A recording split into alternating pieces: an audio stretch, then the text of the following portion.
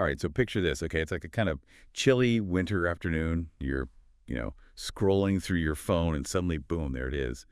A picture of this really inviting, like cozy street in Japan. And you think to yourself, wow, wouldn't it be amazing to just spend like a serious chunk of time there? Like really, really soak it all in? Well, guess what?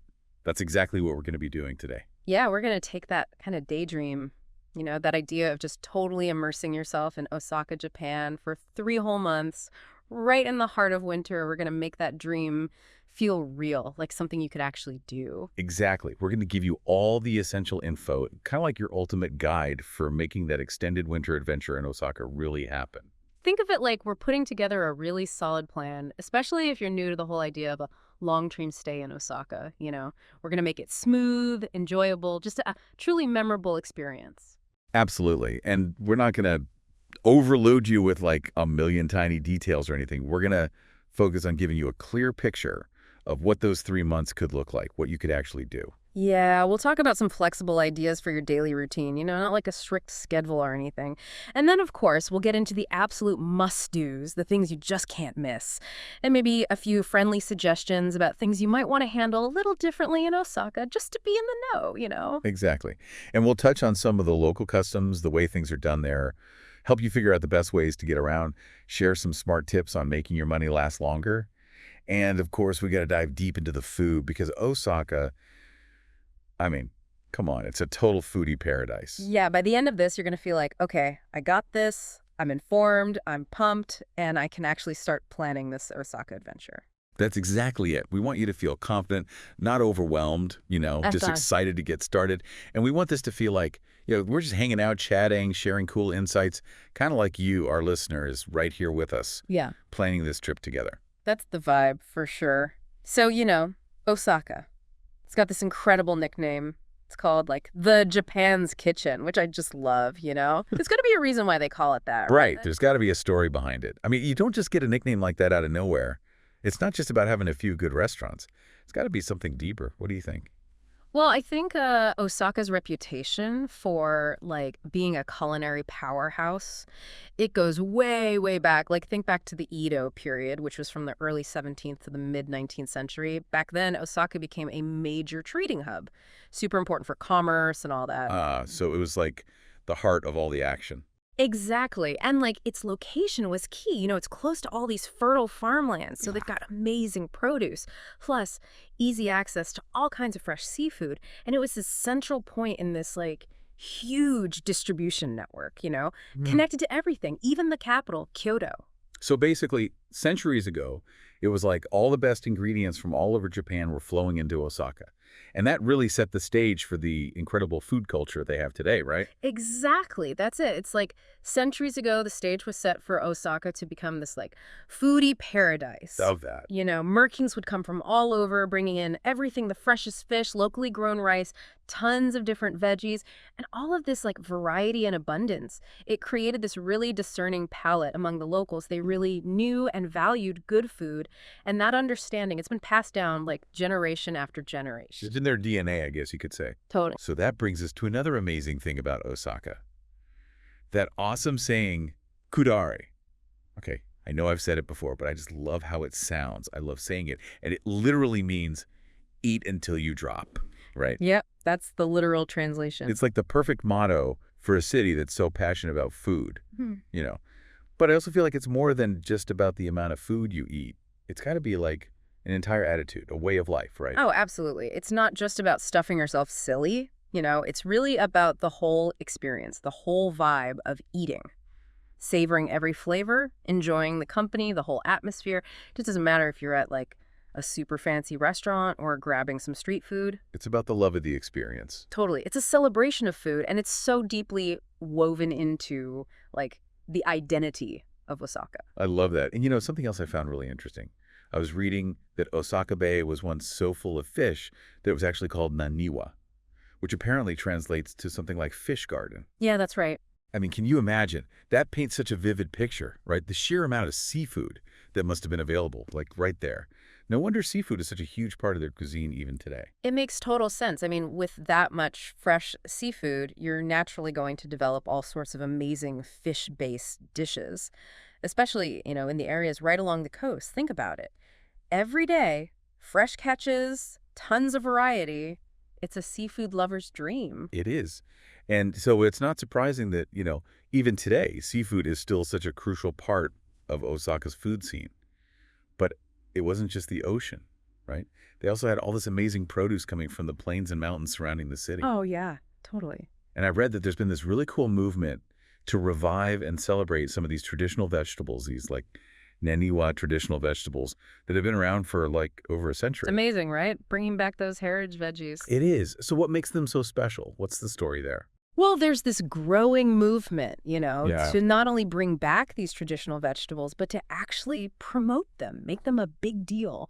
And by officially labeling them as Naniwa traditional vegetables, it really emphasizes, their historical significance. It's like a stamp of approval. It's a Yeah. way of connecting the modern food scene with the region's agricultural roots, And a lot of these veggies have unique flavors that have been cultivated over generations. It's pretty cool. It's like they're saying, hey, this is part of who we are. This is part of our history. Exactly. It's about preserving those flavors. Okay, so we've talked a lot about like the history of the love of food, the amazing ingredients. But now let's get to the good stuff. Yeah. What are the absolute must-try foods in Osaka? The things you absolutely cannot miss if you're there for 3 whole months. Okay, well, first up, you just can't talk about Osaka without mentioning takoyaki. Those little octopus Yeah, balls. I've seen pictures. They look amazing. They are. Those little balls of grilled octopus, they're like the symbol of Osaka street food. You can't go there without trying them. And they've got a pretty cool backstory too, right? I think I read somewhere that they first popped up in Osaka back in the 1930s. Yeah, in the 1930s. As literally just grilled octopus. That's it. Simple as that. It's amazing how this simple idea turned into this worldwide phenomenon. It's really remarkable. And the cool thing is, you'll find takoyaki stands everywhere in Osaka, practically on every corner. And each one will have, its own little variations, its own loyal fans. It's a classic Osaka experience. Hot, savory, with that perfect little bite, a tender octopus in the middle. You're going to want to try it again and again and again. That sounds so good. All right, so what's next on the must-try list? Okay, so next we've got okonomiyaki. It's often called a savory pancake, but honestly, that doesn't really do it justice. Yeah, I always feel like when people say savory pancake, I'm like, okay, but tell me more. Exactly. It's so much more than just a pancake. It's almost like a blank canvas, You can customize it however you like. So the base is this batter, usually made with flour, eggs, and shredded cabbage. Okay, that's the foundation. Yeah, that's the starting point. But then you can add pretty much anything you want. Slices of pork belly, shrimp, all kinds of veggies, even cheese if you like. It's cooked right there in front of you on a hot griddle. And then they load it up with this amazing sweet and savory sauce, Japanese mayo, bonito flakes, seaweed flakes. It's a really personal dish, and it's so satisfying. And since you're going to be there for 3 months, you can try all kinds of different versions. Every region, every shop has its own twist on it. So it's like a 3-month okonomiyaki adventure. Exactly. All right, I'm in. And then there's kushikatsu, right? The deep-fried skewers. Yes. Kushikatsu, those are a huge favorite in Osaka. Mm. And they're especially popular in this really cool retro area called Shinsekai. I've seen pictures of that area. It looks like you're stepping back in time, into old Japan. Yeah, it's got this amazing nostalgic vibe. And with the Sutenkaku Tower right there, it's like a postcard. So what's so special about kushikatsu? Okay, so you've got all these different ingredients, bite-sized pieces of meat, veggies, seafood, anything you can imagine, pretty much. And they skewer them, coat them in these light, crispy breadcrumbs, panko breadcrumbs, and then deep fry them until they're golden and perfect. And traditionally, you dip them in this communal pot of special sauce. It's really fun and social, but there's one super important rule. Okay, what's the rule? No double dipping. Ah, okay, gotta respect the sauce. Exactly. It's an unspoken rule, but it's super important. All right, noted. No double dipping. Uh-huh. Now, tell me about Osaka sushi. It's a little different from what we usually think of, right? Like the nigiri sushi. Yeah, you're thinking of the hand-formed stuff. In Osaka, they're known for oshizushi. It's also called pressed sushi or box sushi. It's a bit more traditional. Ah, So instead of the chef shaping the rice by hand, they use this wooden mold. They layer in the ingredients, usually vinegared mackerel or other cured fish, and seasoned rice. Press it all down firmly. So it's like a sushi brick. Yeah, kinda. And then they slice it into these neat little pieces, usually rectangular. The texture is a bit different too. Yeah. Firmer, and the flavors are all kind of blended together. Definitely worth trying. It's a taste of like old school Osaka. Love it. Now, we can't talk about Japanese food without mentioning dashi, right? That super flavorful soup stock. It's like the base for so many dishes. It is. It's the foundation. And Osaka has a really interesting connection to dashi. Have you heard of Konguya Ihei? No, I don't think so. Okay, well, he was this like big time shipping wholesaler in Osaka, and he was totally dedicated to bringing in the best quality kelp, konbu from Hokkaido, which is way up north. Wow, that's a long way to go for seaweed. I know, right? But he was all about quality. And the kelp he brought to Osaka, it was the key to creating this super rich, super flavorful dashi.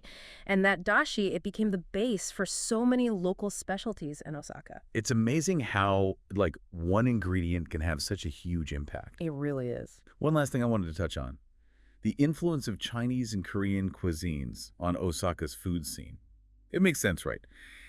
Being such a major trading hub, all these different culinary traditions must have mixed and mingled over the years. Totally. Osaka's history as like a center for trade naturally led to this awesome exchange of cultures, And of course, that includes food. You'll see it in dishes that have bolder flavors or cooking methods that were borrowed from Chinese and Korean traditions. So it's like a fusion, a blend of all these different influences. Exactly. It's part of what makes Osaka so unique, so exciting. Okay, so I think at this point, everyone's taste buds are tingling.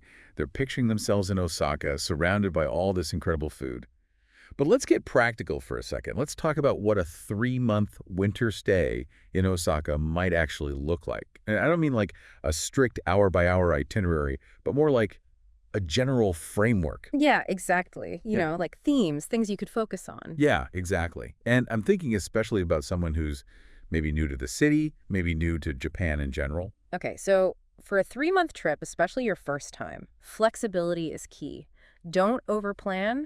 You want to have time to like really settle in, get a feel for the rhythm of the city. It's about soaking it all in, right? Exactly. So think about it like this. You could structure your weeks around different themes. For example, you could have like food exploration days. I love that. So like one day you wake up and say, okay, today's all about finding the best street food in this particular neighborhood. We talked about Dotonbori for takoyaki, but what other areas would you recommend for that kind of culinary adventure? Oh, so many. Definitely Shinsekai for the kushikatsu for sure. But also, you gotta check out Kuramon Market. Tell me about it. Okay, well, they call it Osaka's Kitchen, and it totally lives up to the name.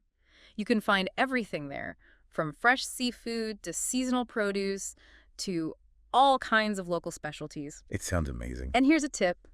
Don't be afraid to wander off the main streets. Explore the little alleyways. Oh yeah, that's where you find the hidden gems. Exactly. You'll find those tiny family-run places, restaurants that have been around for generations. That's where the real magic is. Totally. So we've talked about food exploration. What about like broader cultural immersion? What are some things you'd recommend for someone who wants to really experience the culture beyond the culinary scene? Okay, well, first of all, Osaka Castle is a must-see. It's this incredible historic landmark. You'll want to spend some time exploring the local temples and shrines, too.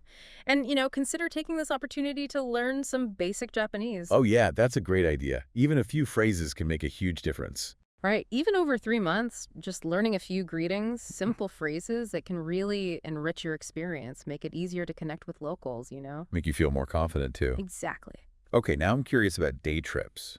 Can you easily take day trips from Osaka to other parts of the Kansai region? Oh, absolutely. Osaka has amazing transportation links, and there are so many cool places you can get to by train, like Kyoto with its beautiful temples and gardens, Nara, famous for its friendly deer, Kobe, which is a really stylish port city. Wow, so you could really use Osaka as your base and then venture out to explore other areas. Exactly. It's a great way to get a taste of the whole region.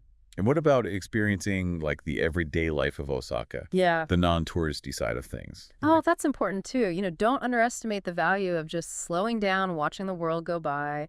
Find a local park you like, spend some time there, people watch, find a favorite cafe, become a regular. Yeah, just blend in, experience the rhythm of the city. Right. And keep an eye out for local events, even if they're not big touristy things, you know. You might stumble upon some cool community gatherings, seasonal markets, local celebrations. That's where you really get a feel for what life is like in Osaka. Those are the kinds of experiences you remember, you know. Totally. Now, we talked about the Naniwa traditional vegetables earlier. What's a practical way for a visitor to experience those? Well, look for restaurants that specifically feature those veggies on their menu. They're usually really proud to showcase those ingredients, their history, you know. You can also find them at local markets, especially bigger ones like Kuruman Market. Talk to the vendors, ask them about the different veggies, how to cook them. It's like a fun little culinary quest, you know. I love that idea. Okay, let's shift gears a little bit and talk about some practical tips. Things to do, things to maybe avoid. We've already covered a lot of the do's when it comes to food, which is a great start. What else would you recommend? What are some things people should definitely try to experience during those 3 months? Okay, well, beyond the food, which is amazing, I would say really explore the different neighborhoods. Each one has its own unique personality, you know. You've got the bright lights and energy of Dotonbori, the retro vibes of Shinsekai. And then you have places like Tenjin Bashisuji Shopping Street, which is one of the longest covered shopping streets in Japan.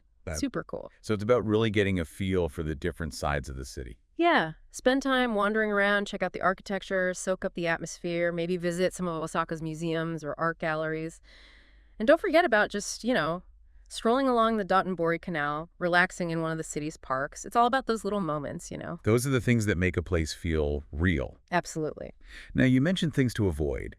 Are there any specific things you'd advise people to be cautious of in Osaka? You know, Osaka's a really safe and welcoming city, but since we're talking about winter, I would say just be prepared for the weather. It can get pretty chilly and the days are shorter, of course. Pack warm clothes, dress in layers. That's always good advice for winter travel, no matter where you are. Totally. And check the weather forecast, especially if you're planning day trips to areas that might get snow or ice. Yeah, you don't get caught off guard. Right. And just be aware that some places might have different hours during the winter.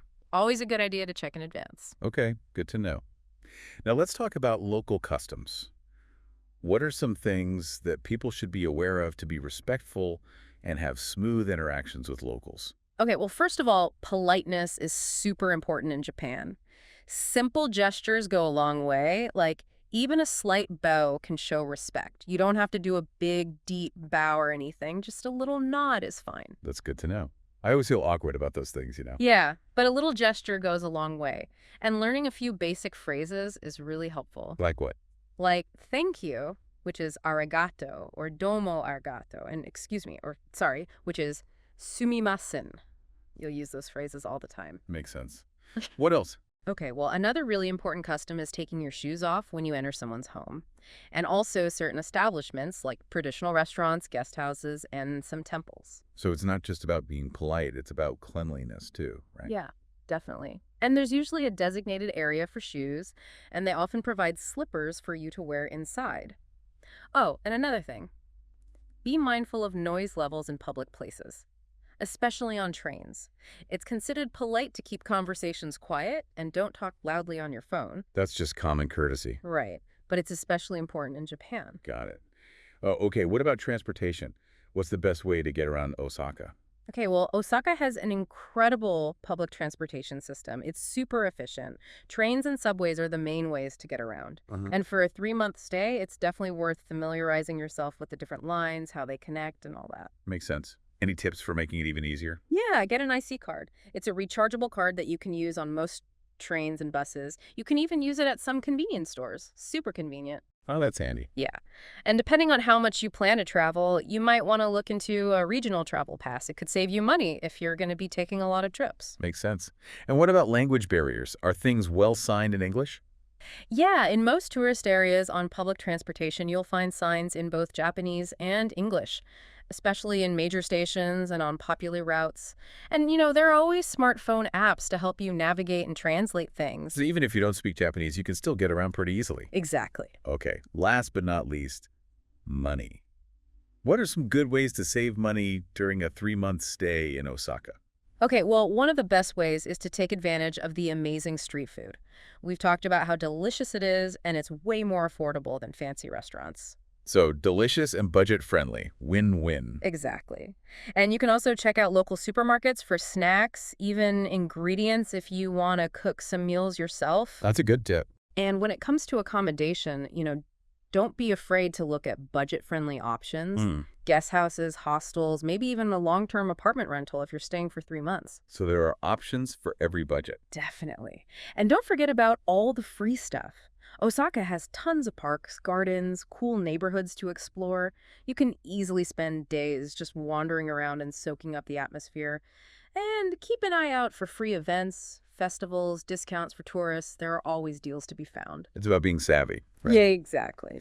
Okay, so as we wrap things up, it really sounds like a 3-month stay in Osaka is an amazing opportunity to really immerse yourself in Japanese culture. It is. And that's the beauty of a longer stay. You have the time to really dive in, to explore, to connect with the place and the people. You'll find those hidden gems, those unexpected moments, and they'll become your favorite memories. It's about going beyond the tourist checklist, right? Totally. So as we're finishing up our deep dive into Osaka, what are the key takeaways you'd want our listeners to remember? Okay, well, remember that Osaka is Japan's kitchen for a reason. They've got a deep love of food, a rich culinary history. Embrace the Kudawari spirit, eat until you drop. Try all the things. Exactly. Takoyaki, okonomiyaki, kushikatsu, don't miss those. And when you're planning your trip, be flexible, don't overplan, maybe focus on different themes each week. Yeah, like food exploration week, culture week, day trip week. Exactly. And remember those local customs like taking off your shoes, being mindful of noise levels, and of course, use that awesome public transportation system. And if you want to save money, street food and local markets are your best friends. All about making the most of your time and your money. Exactly. So on that note, I'll leave you with this image. It's a chilly evening in Osaka, and you're surrounded by the amazing aroma of grilling takoyaki.